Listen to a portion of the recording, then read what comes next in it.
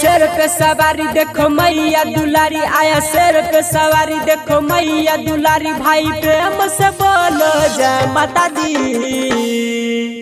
जय माता दी बोलो जय माता दी, जय माता दी बोलो जय माता दी, जय माता दी बोलो जय माता दी। आया शेर पे सवारी देखो मैया दुलारी, आया शेर पे सवारी देखो मैया दुलारी। भाई प्रेम से बोलो जय माता दी, जय माता दी बोलो जय माता दी, जय माता दी बोलो जय माता दी, जय माता दी बोलो जय माता दी, जय माता दी बोलो जय माता दी। डीजे दयानंद दिलदार सरस्वती स्थान कठरा डी टोल।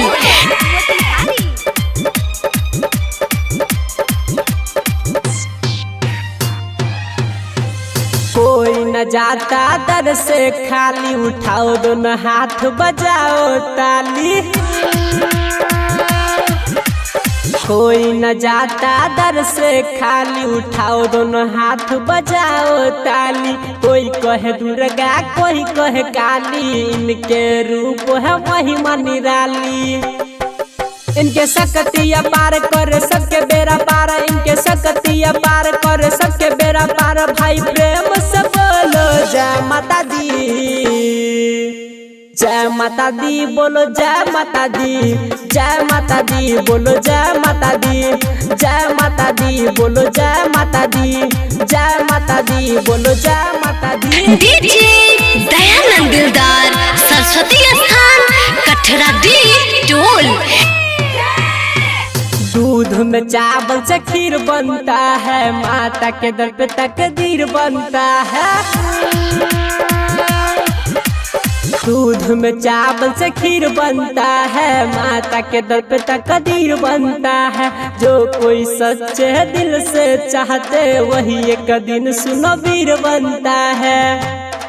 भगती में मगन पूजे धरती गगन, भगती में मगन पूजे धरती गगन। भाई प्रेम से बोलो जय माता दी,